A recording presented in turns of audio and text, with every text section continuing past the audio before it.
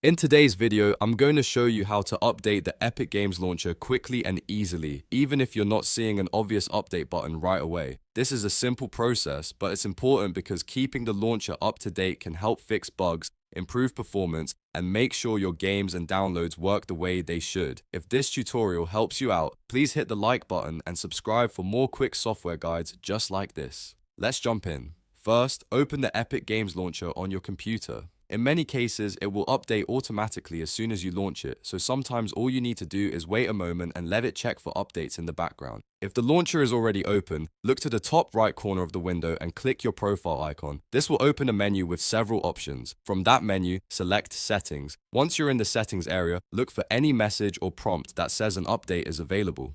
If the launcher needs to be updated manually, you should see a Restart and Update button appear. When that button shows up, click it to begin the update process. The launcher will close, install the latest version, and then relaunch itself automatically when it's finished.